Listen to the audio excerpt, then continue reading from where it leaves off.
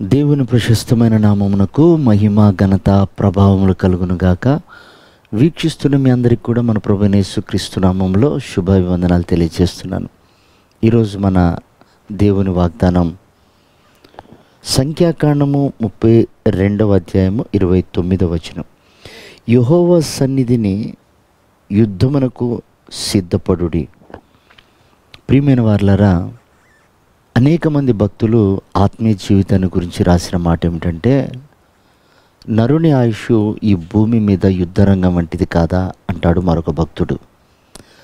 మరొక భక్తుడు అంటాడు, ఈ ఆత్మీయ యాత్ర అనేది ఒక పోరాటంతో కూడుకున్నది అంటాడు. మరో భక్తుడు అంటాడు, ఇది ఒక పరుగు పందెం లాంటిది అంటాడు. నిజమే ప్రియ దేవుని బిడ్డలారా, పరుగు పందెంలో పాల్గొనాలన్న ఒక సిద్ధపాటు కావాలి. యుద్ధము చేయాలన్నా ఒక సిద్ధపాటు కావాలి. ఇలా మన జీవితంలో ఒక విశ్వాసి సైనికుడు లాంటివాడు. సైనికుడికి ఎప్పుడు కూడా శత్రువు మీదనే కనుదృష్టి ఉంటుంది. తన ప్రాణాన్ని కాపాడుకోవాలనే మనసే ఉంటుంది. దానికి తగినట్లుగా అతడు యుద్ధోపకరణాలు ధరించి ఉంటాడు. అలాగే బైబిల్ సెలవిస్తుంది, నీవు దేవుని సన్నిధిలో యుద్ధోపకరణాలు ధరించి యుద్ధ పంక్తిలో నిలబడు అనుంది.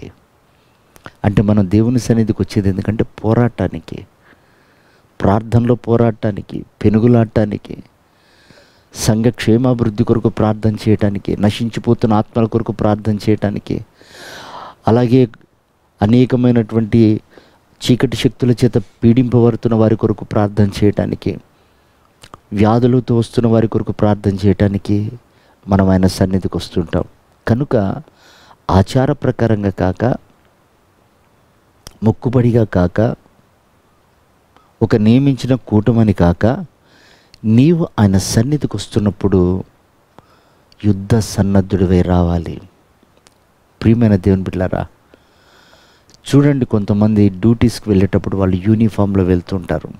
రక్షక భటులు, సైనికులు, అలాగే హాస్పిటల్ స్టాఫ్, ఇలా వాళ్ళు వెళ్తున్నప్పుడు మనకి ఎంతో ఆనందం అనిపిస్తుంటుంది.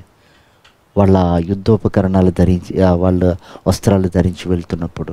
ఎందుకంటే వాళ్ళ డ్యూటీ ఎంత విలువైందో, ఎంత ప్రాధాన్యమైందో, ఎన్ని ప్రాణాలను కాపాడేదో వాళ్ళ డ్రెస్సును చూసినప్పుడు గర్వం అనిపిస్తుంది.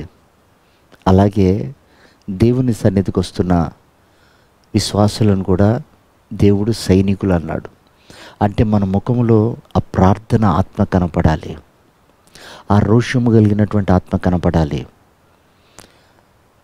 ఆ దీనత్వం కనపడాలి, ఆ ప్రేమ కనపడాలి.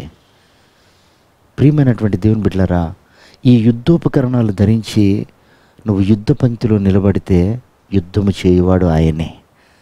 కనుక ప్రియ దేవుని సంగమా, ఈ కడవరి దినాల్లో అజ్ఞానుల వలె మనం జీవించక జ్ఞానము కలిగి సమయమును పోనీక ప్రతినిత్యము ఈ భూమి మీద నేను ఒక పోరాట యోధుణ్ణి, ఒక నక్సలైట్ని, ఒక ఉగ్రవాదిని, ఆత్మీయ ఉగ్రవాదిని అన్ని రోషం తెచ్చుకొని నడుమును కట్టుకొని అనేకుల కొరకు ప్రార్థన చేయొచ్చు.